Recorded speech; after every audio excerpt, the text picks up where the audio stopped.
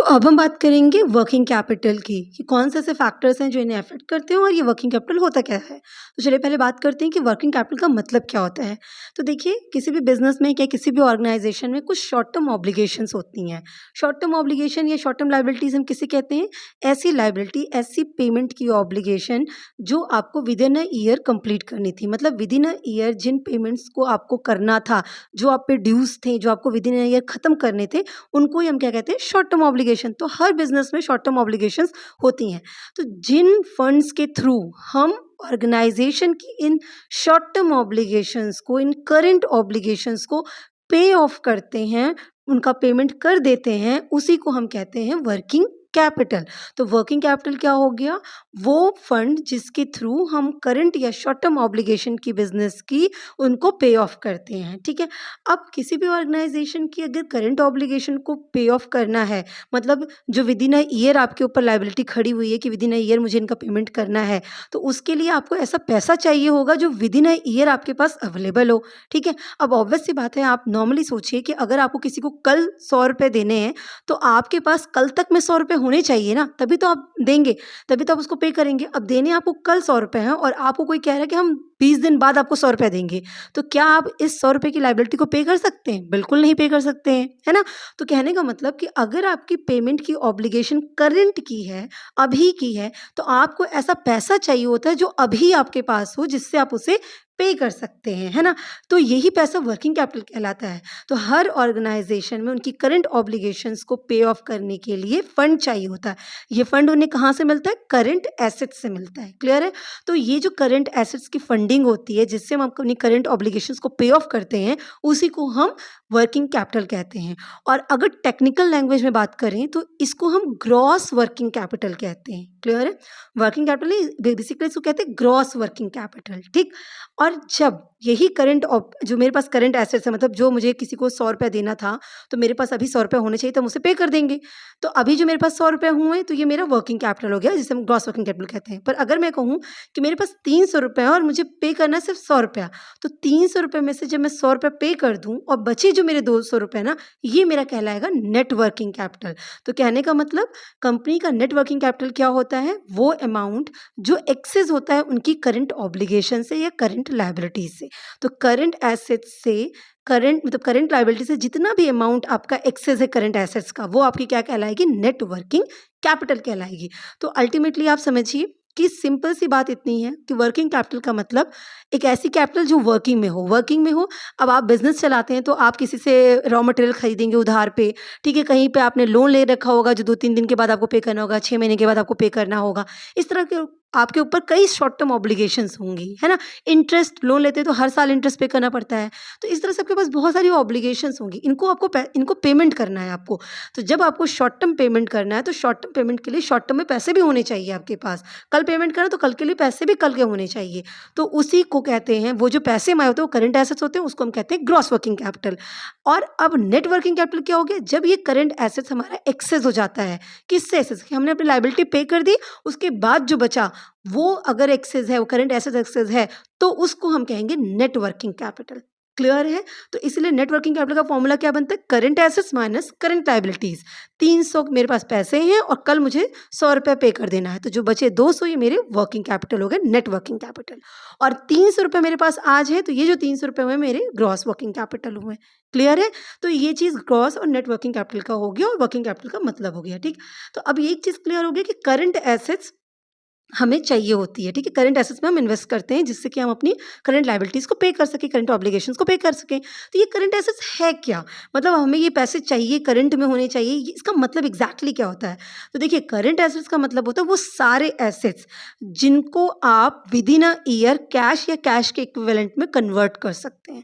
मतलब वो सारे एसेट्स जो तुरंत कैश में कन्वर्ट हो जाएँ, with in a year cash में कन्वर्ट हो जाएँ, उसको हम क्या कहते हैं? करंट एसेट्स कहते हैं। Is it clear? तो कैश एंड कैश इक्विवेलेंट का मतलब हो गया कि वो सारे एसेट्स जो अभी या तो कैश के फॉर्म में हैं या हम उनको ईजिली कैश में कन्वर्ट कर सकते हैं, तो उन्हीं को हम क्या कहते हैं, करंट एसेट्स। क्योंकि ऑब्लिगेशन पे करेंगे तो उसके लिए तो हम, अब जैसे मान लीजिए किसी को आपको 100 रुपये देना है, तो आप उसे बोलिए कि मेरे पास ये पर्टिकुलर सामान है, ये ले लीजिए आप, तो क्या वो मानेगा? नहीं, वो कहेगा ना कि मुझे 100 रुपये चाहिए, आपने 100 रुपये लिए थे, 100 रुपया दीजिए, ये सामान लेके मैं क्या करूँगा?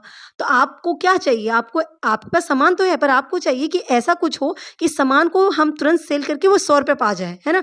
तो वो एसेट जो इजीली कन्वर्टेबल होगा कैश में, वो क्या कहलाता है? करंट एसेट्स कहलाता है। ठीक है, ये क्लियर हो गया? तो अब किसी भी ऑर्गेनाइजेशन में करंट एसेट्स का होना बहुत इंपॉर्टेंट है। ठीक, ऐसे एसेट्स का जो इजीली कैश में कन्वर्ट हो जाए। ठीक, और ये जो कन्वर्टेबिलिटी होती है ना कैश में, वो कहलाती है उनकी लिक्विडिटी। ठीक है, कि कितना लिक्विड है। तो करंट एसेट्स कैसे होने चाहिए? लिक्विड एसेट्स होते हैं, मतलब current assets basically liquid assets होते हैं, क्योंकि वो कैश में कन्वर्टेबल होते हैं, और यही आपको बिजनेस में लिक्विडिटी प्रोवाइड करते हैं कि बिजनेस में जब पैसे की ज़रूरत हो तो वो कहाँ से आएगा? वो आपके करंट एसेट्स से आएगा, क्योंकि फिक्स्ड एसेट्स तो एक बार इन्वेस्ट हो गए तो 15-20 साल के लिए हो गए। अब वो कैश में तुरंत आपको मिल नहीं सकते, वो तो पैसा लग गया, फंस गया 15-20 साल के लिए। पर ये वर्किंग कैपिटल ही है, ये वही करंट एसेट्स हैं जो अगर आपको तुरंत कैश चाहिए तो आपको कन्वर्ट होकर कैश दे देते हैं, राइट? तो ये बिजनेस को लिक्विडिटी प्रोवाइड करते हैं। उनको अगर कैश चाहिए तो वो यही वो एसेट्स हैं जो उनको तुरंत कैश दे सकते हैं। ठीक है, तो अगर आपसे हम बोलें कि करंट एसेट्स के कुछ एग्जांपल बताइए, तो उनकी लिक्विडिटी के बेसिस पे, उनकी लिक्विडिटी के बेसिस का मतलब क्या हो गया कि कितनी जल्दी वो कैश में कन्वर्ट हो सकते हैं। तो उनकी कैश में कन्वर्टेबिलिटी के बेसिस पे हम उनका यहाँ पे एग्जाम्पल दे रहे हैं कि सबसे ज़्यादा लिक्विड कौन सा हो गया, फिर उससे ज़्यादा, फिर उससे जो जो जैसे कन्वर्टेबिलिटी का ऑप्शन होगा उसके हिसाब से उसका हमने रैंकिंग कर रखी है। तो हैं तो सारे करंट एसेट्स। ठीक, जैसे कैश हो गया, पहला हो गया कैश, या कैश इन हैंड, या कैश एट बैंक, बैंक में आपके पास कैश जमा है, या आप घर में कैश रखे हैं, तो आप ये बताइए तो लिक्विड है ना, सबसे पहले लिक्विड है ये, तो इसलिए इसकी फर्स्ट रैंकिंग हुई, क्योंकि कैश मतलब कैश, कैश है, ये आपके पास बैंक में है या आपके हाथ में है, तो वो सबसे लिक्विड हो गया। उसके बाद आता है मार्केटेबल सिक्योरिटीज़। मार्केटेबल सिक्योरिटीज़ का मतलब क्या होता है? ये वो सिक्योरिटीज़ होती हैं जिनको हम सेल आउट करके ईजिली कैश में कन्वर्ट कर सकते हैं, मतलब वो फाइनेंशियल एसेट्स जो कि with in a year easily cash में कन्वर्ट हो सकता है, इसको सेल ऑफ करके। ठीक है, जैसे सर्टिफिकेट ऑफ डिपॉजिट हो रहा है, सीडी जिसे हम बोलते हैं, या आप एक सिंपल लैंग्वेज समझिए कि 6 महीने की एफडी है आपके पास, तो 6 महीने की एफडी है, 6 आप गए उस एफडी को दिए और आपका पैसा आपके हाथ में आ गया, तो ये क्या हो गया? ये लिक्विड हो गया। या आपके पास कुछ भी ऐसे बचा है, आपने उसको सेल कर दिया और तुरंत आपको कैश मिल गया, तो वो मार्केटेबल सिक्योरिटीज, तो वो सेकंड लिक्विडिटी पे सेकंड आती है कि इनको सेल किया तुरंत पैसे आ गए। इसके अलावा आता है आपका बिल्स रिसीवेबल्स। बिल्स रिसीवेबल्स भी आपको पता है कि जब आप सामान परचेज करते हैं, ठीक है, या आप सेल करते हैं, जैसे परचेज करते तो पेबल बनेगा, सेल करते हैं आप तो सामने वाले ने अभी पेमेंट नहीं किया आपको, आपने पैसा सामान सेल किया, आपको कैश मिल जानी चाहिए थी, पर सामने वाले ने कैश आपको नहीं दिया, बल्कि उसने लिख के दे दिया कि ठीक है मैं आपको 2 महीने बाद कैश दूंगा, तो ये आपके लिए क्या बन गया? बिल्स रिसीवेबल बन गया। 2 महीने बाद आपको कैश मिल जाएगा, तो ये भी क्या है? लिक्विड है। इसी तरह डेटर्स, जो मतलब जिनको आपने सामान सेल कर दिया, आपके कस्टमर, अब वो कह रहे हैं कि हम 3 महीने बाद पैसा देंगे, तो वो जो पैसा देंगे वो आपके डेटर हुए, 3 महीने बाद अब उनसे पैसे मिल जाएंगे। ठीक है, इसी तरह आपका स्टॉक रखा है, फिनिश गुड्स रखे हैं, आपका वर्क इन प्रोग्रेस है, मशीन में लगा हुआ है सामान, ठीक है, फिर उसके बाद आपका रॉ मटेरियल हो गया और प्रीपेड एक्सपेंसेस हो गया, कि रॉ मटेरियल लोवेस्ट पे और प्रीपेड एक्सपेंसेस उससे भी बाद में, ये इनकी लिक्विडिटी की हायरार्की है। क्लियर है? तो अब ये समझिएगा कि एसेट्स अगर ज़्यादा लिक्विड हैं, ज़्यादा लिक्विड होने का क्या मतलब? जितनी जल्दी वो कैश में कन्वर्ट हो सकते हैं, उसको उतनी जल्दी हम कहेंगे कि मोर लिक्विड।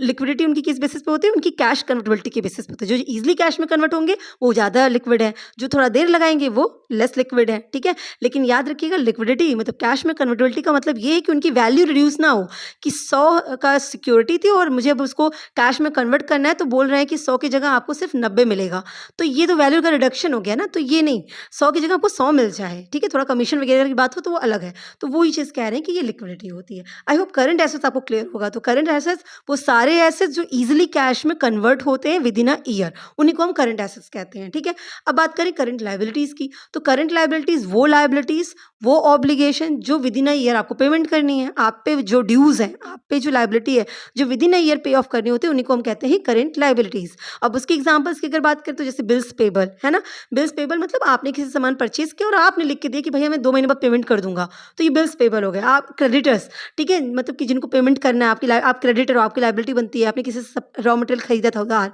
तो आपको उसको पैसे देने हैं, तो ये क्रेडिटर्स, ये सारे क्या हो गए आपके करंट लायबिलिटीज़ हो गए। आउटस्टैंडिंग एक्सपेंसेस हो गया, कस्टमर से किसी से एडवांस रिसीव किया है आपने, तो वो एडवांस आपके पास लायबिलिटी है, ठीक है? वो करंट लायबिलिटी होती है। इसी तरह शॉर्ट टर्म लोन लिया है, 6 महीने के लिए लोन ले लिया है, तो वो आपका शॉर्ट टर्म लोन हो गया, या तो इसी तरह आपने इंटरेस्ट लोन लिया, उस पे इंटरेस्ट हर साल जाता है, तो वो भी क्या हो गया? करंट लायबिलिटीज़ हो गया। ऐसे अब बहुत तरह के एग्ज़ाम्पल होते हैं जिनको हम करंट लायबिलिटीज़ कहते हैं। बेसिकली आप नेचर समझिए, करंट लायबिलिटीज़ वो लायबिलिटीज़, वो पेमेंट की ऑब्लिगेशन जो आपको विद इन अ ईयर पे करना है, ठीक है? और अगर आपको विद इन अ ईयर पे करना है, तो आपके पास पैसा भी विद इन ईयर होना चाहिए। तो जो कैश में ईज़िली कन्वर्ट हो जाते हैं विद इन अ ईयर, उन्हीं को करंट एसेट्स कहते हैं। क्लियर है? और करंट एसेट्स और करंट लायबिलिटीज़, करंट एसेट्स से हम जो करंट लायबिलिटीज़ को पे ऑफ कर देते हैं, जो बचता है वो हमारा नेट वर्किंग कैपिटल कहलाता है। तो ये ईज़ी सी चीज़ हो गई। अब बात करेंगे कौन से ऐसे फैक्टर्स हैं जो वर्किंग कैपिटल की रिक्वायरमेंट को अफेक्ट करते हैं। मतलब अब एक बिज़नेस में कितना वर्किंग कैपिटल होना चाहिए, मतलब ऐसा फंड कितना होना चाहिए जो ईज़िली कैश में कन्वर्टेबल हो जाए, जिससे उनका डेली ऑपरेशंस अच्छे से चलता रहे, उनका डेली का काम चलता रहे। तो वो किस बात पे डिपेंड करेगा कि ज़्यादा वर्किंग कैपिटल चाहिए कि कम वर्किंग कैपिटल चाहिए, ये बात कैसे डिसाइड होगी? ऐसे कौन से फैक्टर्स हैं जिनके बेसिस पे आप ये डिसाइड कर सकते हैं? तो यहाँ पे हम 12 फैक्टर्स की बात करेंगे, ठीक है? आपके सिलेबस के अकॉर्डिंग भी। तो जैसे नेचर ऑफ बिज़नेस हो गया, स्केल ऑफ ऑपरेशन हो गया, बिज़नेस साइकिल हो गया, seasonal factors, production cycle, credit allowed, credit availed, operating efficiency, availability of raw material, growth prospects, level of competition and inflation. ये 12 पॉइंट्स हैं जो आपको इफ़ेक्ट करेंगे कि आपको वर्किंग कैपिटल ज़्यादा चाहिए या कम चाहिए। इनको ध्यान में रखते हुए ये आपके ऑर्गेनाइजेशन में किस तरह से इम्पैक्टफुल है, उसके बेसिस पे आप डिसाइड कर पाएंगे कि अमाउंट ऑफ वर्किंग कैपिटल आपको कितनी रखनी है। अब एक एक करके इसको समझ लेते हैं। जैसे पहले बात करेंगे नेचर ऑफ बिजनेस की। देखिए, जो और बिज़नेस का बेसिक नेचर होता है ना, वो अमाउंट ऑफ वर्किंग कैपिटल को अफ़ेक्ट करता है कि भाई कम या ज़्यादा कितना चाहिए। जैसे मान लीजिए आप एक ट्रेडिंग ऑर्गेनाइज़ेशन है, ठीक है? ट्रेडिंग ऑर्गेनाइज़ेशन है, मतलब जैसे आपकी रिटेल शॉप वगैरह है, तो ऐसे सिचुएशन पे आपको वर्किंग कैपिटल की रिक्वायरमेंट कम पड़ेगी। वहीं पे अगर आप एक मैन्युफैक्चरिंग ऑर्गेनाइज़ेशन है, तो आपको वर्किंग कैपिटल की रिक्वायरमेंट ज़्यादा पड़ेगी। अब ऐसा क्यों? अब अगर आप ट्रेडिंग ऑर्गेनाइज़ेशन है, तो आपके लिए आपका जो रॉ मटेरियल है, जो फिनिश्ड प्रोडक्ट है, सब एक ही है, क्योंकि आपको क्या काम, आप ट्रेडिंग कंसर्न है, आप मान लीजिए एक रिटेल शॉप खोल के बैठे हैं, तो आपका सामान आया और वो सेल हो जाएगा एज़ इट इज़। तो आपके लिए वही स्टॉक हो गया, वही रॉ मटेरियल का स्टॉक हो गया, वही फिनिश गुड्स हो गया। अब आपको उसमें कुछ करना नहीं है। तो ऐसी सिचुएशन में आपको कुछ होल्ड करके नहीं रखना है, आपको कुछ ज़्यादा ऐसे करना नहीं है, तो ऐसी सिचुएशन में आपको क्या होगा? आपको वर्किंग कैपिटल की रिक्वायरमेंट कम पड़ेगी, क्योंकि आपका आया और तुरंत सेल हो जाएगा। तो ट्रांज़ैक्शन ईज़िली होगा और कैश में तुरंत आ जाएगा, तो वर्किंग कैपिटल की रिक्वायरमेंट आपको कम होगी। वहीं आप अगर आप मैन्युफैक्चरिंग कंसर्न है, तो अब आपको बहुत सारी चीज़ें करनी है, आपको रॉ मटेरियल अलग खरीदना है। रॉ मटेरियल एक बार आपने खरीद लिया, पैसा वहाँ पे चला गया, फिर अब वो तुरंत प्रोडक्ट तो बन नहीं पाएगा, प्रोडक्ट बनेगा तभी तो वो बाहर जाएगा, सेल होगा। तो आपको रॉ मटेरियल के बाद उसको बनाना है, उसको वर्क इन प्रोग्रेस होगा, फिर फिनिश गुड्स होगा, फिर वो सेल होगा, तो कैश में कन्वर्ट होने में टाइम लगेगा। तो ऐसे सिचुएशन में आपके पास बिज़नेस में कैश होना चाहिए। ये कैश या कैश के इक्विवेलेंट एसेट्स होने चाहिए, तो आपको वर्किंग कैपिटल की रिक्वायरमेंट ज़्यादा पड़ेगी। क्लियर है? तो वही चीज़ कह रहा है कि अगर आपका ऑर्गेनाइज़ेशन का नेचर कैसा है, ट्रेडिंग है, सर्विस इंडस्ट्रीज़ हैं, तो आपको कम चाहिए। आपका नेचर, आपका बिज़नेस ऐसा है, आपको कम वर्किंग कैपिटल चाहिए। पर जिनको ऐसा बिज़नेस है, जिनको बहुत होल्ड करके रखना पड़ता है, जिनको फंड की रिक्वायरमेंट ज़्यादा पड़ती होगी, तो उनको वर्किंग कैपिटल ज़्यादा चाहिए होगा, ठीक? नेक्स्ट आता है scale of operation. Scale of operation को ऐसे समझिएगा कि साइज़ ऑफ बिज़नेस, ठीक है? अब अगर आपकी फर्म बड़े स्केल पे है, बड़ी साइज़ की बिज़नेस है, तो आप बड़े लेवल पे काम करते हैं, तो वर्किंग कैपिटल भी ज़्यादा आपको चाहिए होगा, है ना? क्योंकि आपको हायर स्टॉक और इन्वेंट्री सब मेंटेन करके रखने होंगे, आपके डेटर्स बहुत ज़्यादा होंगे, तो आपको ज़्यादा चाहिए होगी कैश, मतलब वर्किंग कैपिटल की रिक्वायरमेंट आपके पास ज़्यादा होगी। वहीं उन बिज़नेस की जिनका ऑपरेशन ऑफ स्केल स्मॉल है, या जो छोटे बिज़नेस हैं, तो उनको वर्किंग कैपिटल की रिक्वायरमेंट कम हो जाएगी। तो आपका स्केल ऑफ ऑपरेशन कितना, आप बड़े लेवल पे काम कर रहे हैं, छोटे लेवल पे काम कर रहे हैं, जैसे काम करेंगे उस हिसाब से आपको वर्किंग कैपिटल की नीड पड़ेगी, ठीक है? अब बिज़नेस साइकिल की भी बात होती है। देखिए, बिज़नेस साइकिल भी इफ़ेक्ट करता है आपके वर्किंग कैपिटल की रिक्वायरमेंट को। कैसे करता है?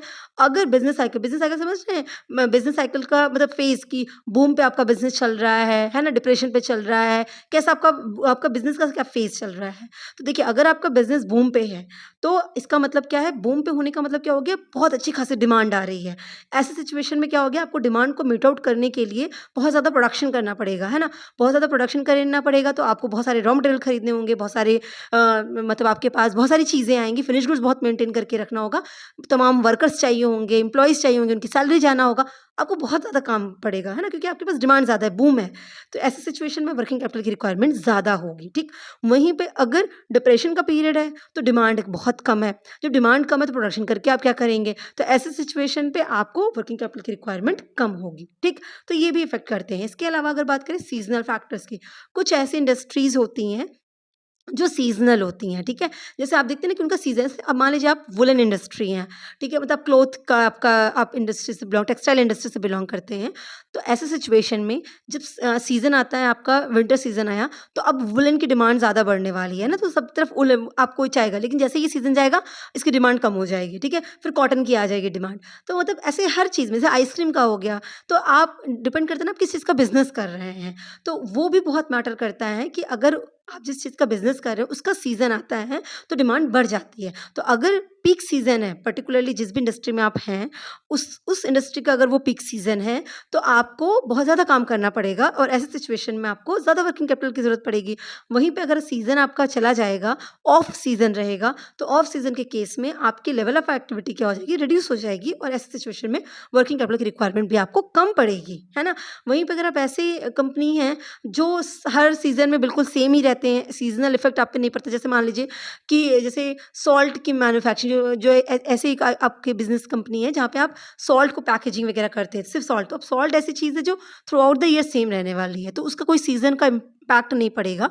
तो ऐसी सिचुएशन में आपका वर्किंग कैपिटल भी कांस्टेंट रहने वाला है, सीज़नल इम्पैक्ट इस पे नहीं जाएगा। तो ये चीज़ होता है कि सीज़नल फैक्टर भी इफ़ेक्ट करते हैं वर्किंग कैपिटल की रिक्वायरमेंट को, ठीक? नेक्स्ट आता है प्रोडक्शन साइकिल। अब देखिए प्रोडक्शन साइकिल का मतलब समझिएगा। प्रोडक्शन साइकिल का मतलब होता है, देखिए साइकिल मतलब एक राउंड, ठीक है? प्रोडक्शन साइकिल का मतलब एक बार पैसा लगा और प्रोडक्ट हो जाने पे, प्रोडक्शन कंप्लीट होने में जो टाइम पीरियड लगता है उसको कहते हैं production cycle. So basically production cycle क्या होता है? टाइम गैप होता है किसके बीच में? जब आपने रॉ मटेरियल रिसीव किया था, रॉ मटेरियल के बाद उसको फिनिश गुड्स में तैयार करने, इस दोनों के बीच में जो टाइम पीरियड लगा ना, वो हमारा प्रोडक्शन साइकिल कहलाता है। भई आज हमने रॉ मटेरियल खरीदा, अब रॉ मटेरियल खरीदेंगे फिर उस पे काम करेंगे, वर्क इन प्रोग्रेस वगैरह होगा, उसके बाद हमारा वो फिनिश गुड्स तैयार होगा। जब फिनिश गुड्स तैयार होगा तब वो जाके मार्केट में आएगा सेल होने के लिए, ठीक है? जब सेल होगा तब कैश आएगा। तो इसका मतलब कि प्रोडक्शन साइकिल मैटर करता है। अगर आपका प्रोडक्शन साइकिल ज़्यादा बड़ा है ना? मतलब आपको एक बार पैसा लगता है और बहुत टाइम लगता है उसको वापस रिकवर होने में। मतलब एक बार रॉ मटेरियल खरीदा, अब रॉ मटेरियल से फिनिश गुड्स बनने में लंबा टाइम लग रहा है। तो ऐसी सिचुएशन में आपको वर्किंग कैपिटल की रिक्वायरमेंट ज़्यादा होगी। पर अगर प्रोडक्शन साइकिल छोटा है ना, तो आपको वर्किंग कैपिटल की रिक्वायरमेंट कम होगी, क्योंकि आप आज जैसे मान लीजिए, ऐसे समझिएगा कि आपके पास मान लीजिए ₹100 ही थे। ₹100 से आपने एक रॉ मटेरियल खरीद लिया, ठीक? अब ₹100 तो चले गए, अब बचा रॉ मटेरियल। अब रॉ मटेरियल जब फिनिश गुड्स बनेगा, उसके बाद आप उसको सेल करेंगे, फिर आप ₹100 रिकवर कर सकते हैं और अपनी कॉस्टिंग रिकवर कर सकते हैं। Is it? तो मान लीजिए इस टाइम पीरियड में आपको 6 महीने लगे, तो ₹100 अगर आपका एक बार चला गया, तो दोबारा आने में उसको 6 महीने लगेंगे। 6 महीने तक क्या आपको ज़रूरत नहीं पड़ेगी? तो 6 महीने के लिए आपको वर्किंग कैपिटल मेंटेन करके रखना पड़ेगा। वहीं पे एक ऑर्गेनाइज़ेशन है, वहाँ पे ₹100 एक बार लगा और 1 ही महीने में वो तैयार हो जा रहा है, तो ₹100 1 महीने में रिकवर हो जा रहा। तो जो 6 महीने वाला है, उसको ज़्यादा पैसे की ज़रूरत पड़ेगी, 1 महीने वाला वर्किंग कैपिटल को कम भी रखेगा तो चल जाएगा। तो ये हो गया प्रोडक्शन साइकिल की बात, क्लियर है? अब हम बात करते हैं किसकी? क्रेडिट अलाउड की, ठीक है?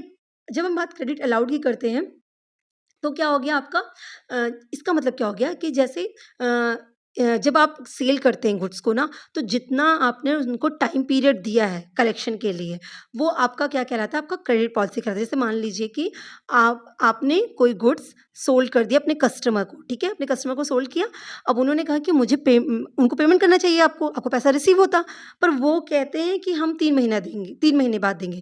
अब आप पे डिपेंड करता है आप उनकी कितना क्रेडिट अलाउ कर रहे हैं, कि ठीक है आप 3 महीने बाद पेमेंट करिएगा, या कोई कंपनी ऐसी हो सकती है कहते हैं नहीं-नहीं 2 महीने में पेमेंट कर दीजिए। कोई कह सकती है कि ठीक है आप 6 महीने में पेमेंट करिए, जाइए आप हमारे अच्छे कस्टमर हैं। आपकी पॉलिसी कैसी है? आप जब सेल करते हैं तो उसका पैसा रिकवर करने में आपने कितना क्रेडिट टाइम पीरियड दिया हुआ है कि आपका कैश कब कलेक्ट हो जाता है, तो वो आपकी क्रेडिट पॉलिसी कहलाती है। अब क्रेडिट पॉलिसी बहुत मैटर करती है। अब ये अलग-अलग जाएगी। जैसे ये कई बातों पे डिपेंड करती है। अगर क्लाइंट की क्रेडिट वर्दिनेस क्या है, जैसे कोई क्लाइंट है, हमको पता है कि ये अगर गया, तो ये पैसा बहुत जल्दी मतलब हमें दे देते हैं। तो आप उनको कहोगे ठीक है, अगर आपको इस बार प्रॉब्लम है तो 6 महीने का हम आपको टाइम दे देते हैं। क्योंकि हमको पता है 6 महीने बाद दे देंगे, अपनी बात के पक्के हैं। वहीं एक ऐसा है जो कहता है 6 महीने, अगर 6 महीना कहता है तो वो साल भर लगाते हैं, तो आप उनको टाइम पीरियड कम देंगे, है ना? इस तरह से। तो मतलब कॉम्पिटिशन अगर है, आप देख रहे हैं कि कॉम्पिटिशन है, लोग जो हैं ज़्यादा टाइम पीरियड दे के कस्टमर को अपनी तरफ अट्रैक्ट कर रहे हैं, तो आपकी मजबूरी बनेगी कि आप भी ज़्यादा क्रेडिट टाइम पीरियड दें। तो डिपेंड करता है कई फैक्टर्स पे कि आप क्रेडिट कितना अलाउ करते हैं, ठीक है? पर ये चीज़ इम्पोर्टेंट है कि आपकी पॉलिसी क्या है क्रेडिट के रिगार्डिंग, आप कितना टाइम पीरियड देना चाहते हैं। अगर आप बहुत लिबरल हैं, ठीक है, 6 महीने बाद दीजिए, 8 महीने बाद दीजिए, 9 महीने बाद, कोई 6 महीने पे नहीं दिया, 7 महीना हो गया, कोई बात नहीं, आप देते रहिए। तो अगर आप बहुत लिबरल हैं, तो ऐसी सिचुएशन पे आपको ज़्यादा पैसा इकट्ठा करके रखना पड़ेगा, मतलब वर्किंग कैपिटल की जो रिक्वायरमेंट होगी, वो ज़्यादा पड़ेगी। और अगर आपकी क्रेडिट पॉलिसी बहुत स्ट्रिक्ट है, शॉर्ट टर्म क्रेडिट पॉलिसी है, कम समय के लिए आप उधार देते हैं, तो ऐसी सिचुएशन पे आपको कम वर्किंग कैपिटल की ज़रूरत पड़ेगी, ठीक है? तो अब नेक्स्ट हो जाएगा हमारा क्रेडिट अवेल्ड। तो क्रेडिट अवेल का क्या मतलब हो गया? वहाँ पे हमने क्रेडिट अलाउ किया था, अब क्रेडिट अवेल हमें कितना क्रेडिट मिलता है? तो जब हम सप्लायर से अपने कुछ प्रोडक्ट्स परचेज़ करते हैं, रॉ मटेरियल परचेज़ करते हैं, तो वो हमें कितना क्रेडिट दे रहे हैं कि हम कितने टाइम पीरियड के बाद पेमेंट कर सकते हैं। तो अगर हमें ज़्यादा टाइम पीरियड मिल जाता है, तो हमें वर्किंग कैपिटल की रिक्वायरमेंट कम होगी, पर अगर हमें कम टाइम पीरियड दिया जा रहा है, तो हमें वर्किंग कैपिटल की रिक्वायरमेंट ज़्यादा होगी। क्लियर है? तो हम जब परचेज़ करते हैं रॉ मटेरियल वगैरह या कुछ भी अपने सप्लायर से, तो वो हमें कितना क्रेडिट देते हैं, ये बहुत अफेक्ट करता है आपके वर्किंग कैपिटल की रिक्वायरमेंट पे, ठीक है?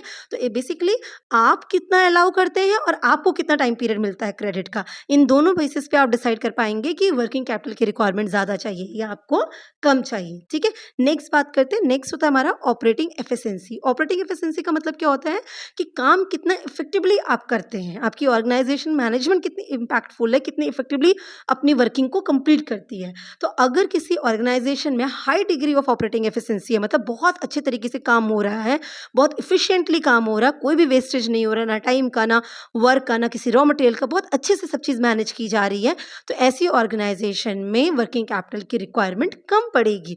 क्यों कम पड़ेगी? क्योंकि अगर अच्छे से काम होगा तो वो क्या होगा, आपका इन्वेंट्री टर्नओवर बहुत अच्छा रहेगा, आपका डेटा टर्नओवर बहुत अच्छा रहेगा, क्योंकि आपका मैनेजमेंट अच्छा है, आप हर चीज़ बहुत इफेक्टिवली कर रहे हैं।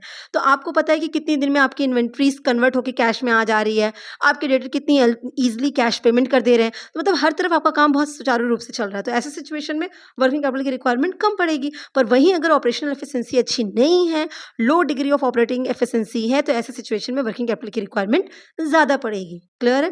तो काम कैसे कर रही है, मैनेजमेंट कितनी इम्पैक्टफुल है, ये भी इम्पैक्ट डालता है आपके वर्किंग कैपिटल की रिक्वायरमेंट को। नेक्स्ट बात आती है availability of raw material. Availability of raw material का मतलब ये हो गया कि आपको ऑर्गेनाइजेशन चलाने के लिए रॉ मटेरियल तो चाहिए ही चाहिए। अब डिपेंड ये करता है कि आपका जो रॉ मटेरियल जिसके बेसिस पे आपके यहाँ प्रोडक्शन होता है, अगर वो रॉ मटेरियल ईजिली अवेलेबल होता है थ्रू आउट द ईयर, तो ऐसे सिचुएशन पे आपको ज़्यादा वर्किंग कैपिटल की ज़रूरत नहीं है। क्यों नहीं है? क्योंकि जब हमको पता है हमें जब ज़रूरत पड़ेगी तब हम जाके उस सामान को खरीद सकते हैं, और हमको उसकी प्राइस भी बहुत ज़्यादा हाइक नहीं हो रही है, हमको ईजिली होता है। हमको उसको स्टोर करके रखना, गोदाउन का रेंट देना और बहुत सारे जो तामझाम तरीके से उसको मेंटेन करने का खर्चा पड़ता, वो नहीं पड़ेगा, क्योंकि हमको जब चाहिए होगा हम तुरंत खरीद लेंगे। तो ऐसे सिचुएशन पे हमें वर्किंग कैपिटल की रिक्वायरमेंट कम हो जाएगी। पर वहीं पे अगर आपके रॉ मटेरियल की सप्लाई बहुत रफ है, मतलब इतनी ईजिली आपको अवेलेबल नहीं होता है, तो ऐसे सिचुएशन में या आप मंगाने जाते हैं उसको, तो भी उसको बहुत टाइम पीरियड लगता है आपकी रिसीविंग में। आप एक बार ऑर्डर प्लेस करते हैं, उसके उस रॉ मटेरियल के आने में टाइम पीरियड लगता है। तो ऐसे सिचुएशन में आपको ज़्यादा उस रॉ मटेरियल को मंगा के रखना पड़ेगा, उसका स्टॉक रखना पड़ेगा। जब आप स्टॉक रखेंगे तो उसका मेंटेनेंस वगैरह के चार्जेस भी ज़्यादा लगेंगे, तो इसका मतलब वर्किंग कैपिटल की रिक्वायरमेंट ज़्यादा हो जाएगी, क्योंकि आपको जब भी ऑर्डर प्लेस करेंगे एक हैवी अमाउंट में आपको ऑर्डर देना पड़ेगा, है ना? और जब आपको ईजिली अवेलेबल है तो जब ज़रूरत पड़ी तब दे देंगे, तो वर्किंग कैपिटल की ज़रूरत ज़्यादा नहीं पड़ती है। तो आपका रॉ मटेरियल किस नेचर का है, ये भी बहुत मैटर करता है वर्किंग कैपिटल की रिक्वायरमेंट को डिसाइड करने में कि ज़्यादा चाहिए वर्किंग कैपिटल या कम चाहिए। नेक्स्ट है growth prospect.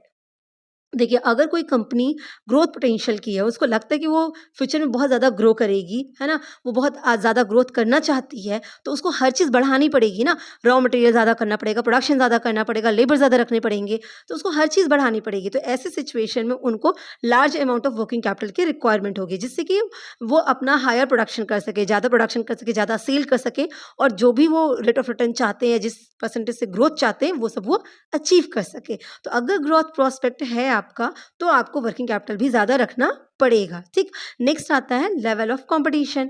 Level of competition का मतलब आप जिस इंडस्ट्री में हैं या जहाँ पे आप काम कर रहे हैं, वहाँ का कंपटीशन का नेचर कैसा है, किस लेवल पे कंपटीशन है, ठीक। अगर वहाँ पे बहुत हायर लेवल ऑफ कॉम्पिटिटिवनेस है, तो ऐसी सिचुएशन में आपको हमेशा ज़्यादा स्टॉक फिनिश गुड्स का मेंटेन करके रखना पड़ेगा कि कभी कस्टमर का कोई अर्जेंट ऑर्डर आ जाए तो आपके पास अवेलेबिलिटी रहे, क्योंकि अगर आप नहीं मीट आउट कर पाएंगे तो कोई और कर देगा। तो आपको हमेशा तैयार बैठे रहना पड़ेगा। तो ऐसे सिचुएशन में ज़्यादा वर्किंग कैपिटल की रिक्वायरमेंट आपको पड़ने वाली है, ठीक है। वहीं पे अगर मार्केट में कंपटीशन नहीं है, आपकी मोनोपोली की पोजीशन है, मतलब सिर्फ आप ही हैं, आप जिस चीज़ का प्रोडक्शन करा रहे हैं उस चीज़ में कोई और है ही नहीं है, तो ऐसे सिचुएशन में हमको पता है कि अगर मेरा सामान नहीं पहुंच पाया तो भी सामने वाला वेट करेगा, क्योंकि मेरे अलावा तो कोई देने वाला नहीं है। तो ऐसे सिचुएशन में वर्किंग कैपिटल की रिक्वायरमेंट आपको थोड़ी कम पड़ सकती है, ठीक है। तो ये इस बात पे भी डिपेंड करता है कि कंपटीशन का लेवल क्या है। Next and the last one is what, inflation.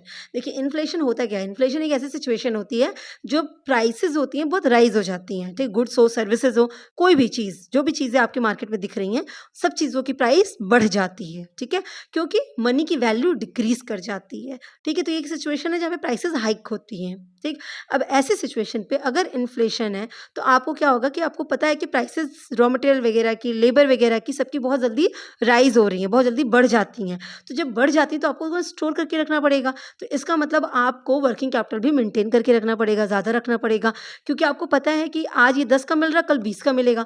तो आज तो हम 10 में काम कर लिए, पर कल अगर वही चाहिए तो हमको 20 रुपए इकट्ठा करके रखना पड़ेगा, क्योंकि वो चीज़ अब 20 रुपए की मिलने वाली है। तो आपको वर्किंग कैपिटल की रिक्वायरमेंट ज़्यादा पड़ेगी, क्योंकि प्राइस बढ़ती जा रही है, ठीक। वहीं पे अगर ऐसा नहीं है तो फिर आपको वर्किंग कैपिटल रिक्वायरमेंट कम पड़ती है, पर जनरली इन्फ्लेशन रहता है, ठीक है। तो अगर इन्फ्लेशन का रेट हाइयर है तो वर्किंग कैपिटल की रिक्वायरमेंट भी ज़्यादा पड़ने वाली है। बट ये भी क्लियर कर दूँ कि ऐसा ज़रूरी नहीं है कि अगर इन्फ्लेशन 6% से है तो आपका वर्किंग कैपिटल की रिक्वायरमेंट भी, जैसे आप 100 चाहिए था तो 100 में 6% ऐड करके उतना चाहिए होगा, नहीं ऐसे नहीं चलता है। कि कितना डिपेंड ये करता है कि भाई जो चीज़ें हैं वो उनकी प्राइस कितनी बढ़ी है, उसके बेसिस पे आपका वर्किंग कैपिटल की रिक्वायरमेंट डिपेंड करेगी कि मुझे कितना ज़्यादा करना है, ना कि इन्फ्लेशन के परसेंटेज पे डिपेंड करती है, ठीक है। कि सेम परसेंट हो जाएगा, परसेंट ज़्यादा है तो भाई प्राइस बहुत ज़्यादा होगी, तो प्राइस इतनी बढ़ी है उस हिसाब से आप वर्किंग कैपिटल को रेडी रखिए, ठीक है। अब ये भी अलग बात होती है कि हर बिज़नेस की वर्किंग कैपिटल की रिक्वायरमेंट अलग होती है और इन्फ्लेशन का इम्पैक्ट हर बिज़नेस पे अलग-अलग पड़ता है। तो इन सब बातों का ध्यान देके ही आप वर्किंग कैपिटल के अमाउंट को डिसाइड करते हैं। आई होप आपको क्लियर हुआ होगा। Wish you all the best. Thank you so much.